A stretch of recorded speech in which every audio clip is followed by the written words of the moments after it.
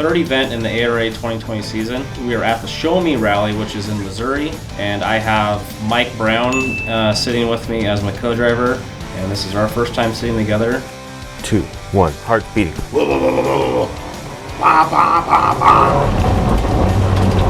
Last round, you finished the rally on fire.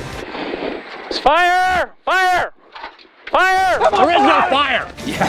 So at Ojibwe we had a turbo failure, and yeah, we put a new turbo on the car and got the car to Show Me, and did a couple other improvements to help the airflow into the car. So we had really good performance at this rally.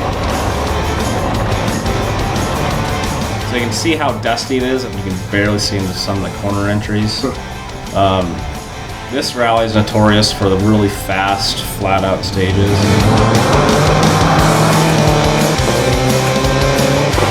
Really important you have good notes.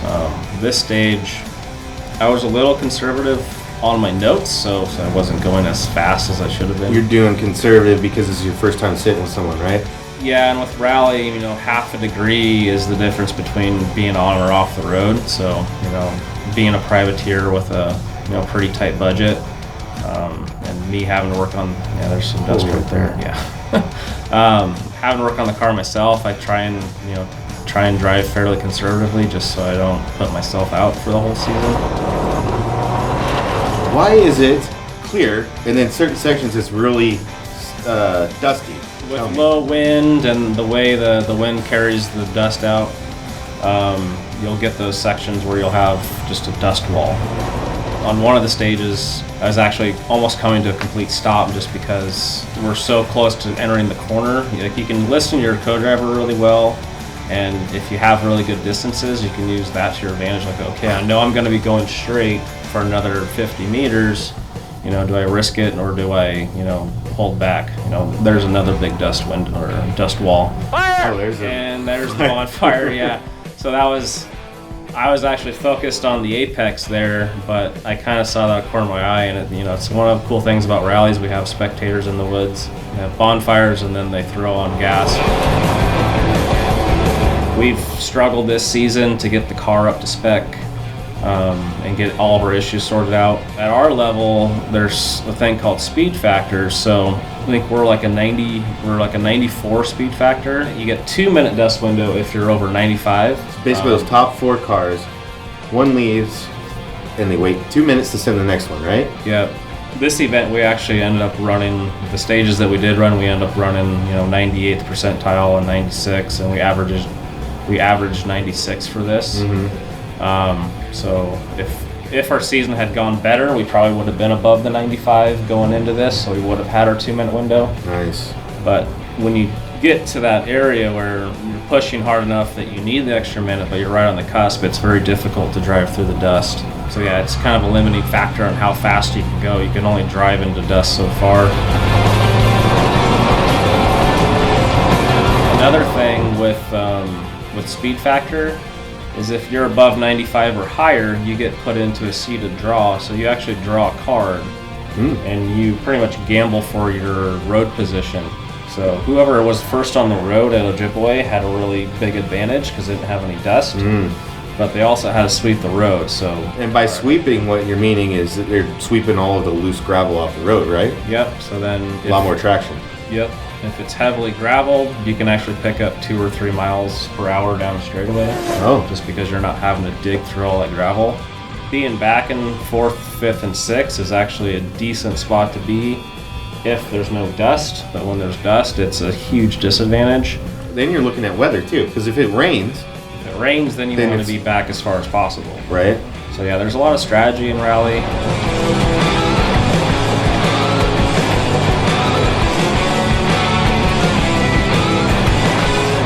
What place were you at the end of day 1? So after day 1, we were actually only 5 seconds off of Pastrana in 4th place. We actually had some decent performance besides being limited by dust windows on the first day. So we're coming in second day, we have to go out and push hard.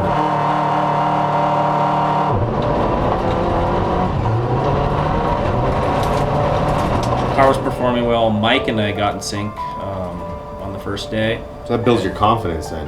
Yeah. When you can trust, when you're working with him off the first day, yeah, you're trusting what he's saying and he's on time and everything like that. Yep. Every driver likes their notes a little bit different, so it takes a little time to get in sync with a co-driver. Are you like me? I get crazy dehydrated during races because I have a small bladder. Yeah, I drink a lot of water during rally weekends. Anytime that my adrenaline's going, the water just flows right through me and just eats it up. So I do drink a lot of water.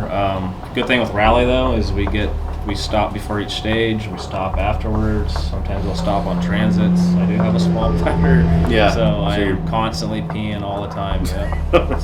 Water in the trees, huh? Yeah. Forest is getting. Yeah, we got to do our part. I've had several co-drivers complain about how much I pee. Actually. So we're not going to be a very good endurance racing team, huh? No, we might have to get a catheter sponsor. Yeah, exactly. Or wet seats. And now a quick word from our sponsor. No! Oh, going so fast! I gotta pee! Oh! Oh, God. Woo! Ooh, gotta pee, gotta pee, gotta pee. Ooh, ooh! Has this ever happened to you? Oh boy, do we have the product for you. Minus the dust factor, but the actual grip and traction on these roads, are they more, is there more traction on this, or is the mud and that kind of stuff more? So typically you want the best traction on a gravel tire is to have a damp course. Like in road racing where a track is wet, it equalizes the playing field with people that have cars that are way better, and it starts coming down to who can drive or who's got the biggest balls. Yeah. What would you consider in rally is the leveling the playing field?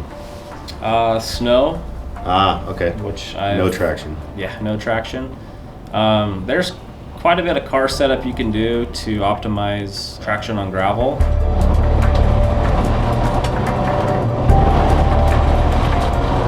We actually had a really good stage going. We had my conservative notes kind of figured out, and I was going full commitment on them. I think we would have came out with a really decent time on this stage. See another warning light come on that gets me caught out. Oh, there it is. Oh man, yeah. So that just gets in your head. Then you're like, oh man, what's wrong with the car? What's wrong with this? Do I back off? Yeah, so that's not a good one. It says low oil pressure. And there we go. Man, that's like slow-mo. Yeah. Just that that is just, man. God damn it! Yeah, I'm not very happy with myself. So it comes on, I glance down at it. You glance down and you glance back up and you're in a dust In a ball. dust cloud. Yeah. And we're offline. There's actually a pretty decent crown on the road. So I set the car in late. Kind of drug it through the ditch there for a second, and the road actually just kind of falls off, and we end up hooking and rolling. Kind of a slower rollover, but yeah, we went a ways down the embankment, and we're just kind of stuck there. Engine was toast anyways. So it was done basically here. You probably would have made it through Yeah, the I stage should anyways, have. huh? Yeah, we were half a mile to the finish, so what's going through my mind is, the cost of, do I keep going? Do I pull over? Mm-hmm. Do I risk it? It's, we get $3,500 from Subaru if we Was finish. this the last stage? So we had 4 more stages to go after this. Yikes. I was hearing all the notes, but I was just distracted, and I was off my line, and the corner was dusty, and unfortunately that's this is rally. That's why there's not too many people that can do it. That's how fast it happens. I mean, and then you can see how frustrated I was. Gay! God damn it! I was like, I just couldn't believe that this happened, and we're sitting off the road, and that's the end of our rally. And then worse of that. Watching the hood pop up. Like that, and the window is just completely gone. That little pucker tree you see there, push the one fender up and push the hood all the way over. My radiator package all got smashed because it's all lightweight aluminum holding that together. So I had to do new radiator, and I had to bend all that stuff back and reuse it.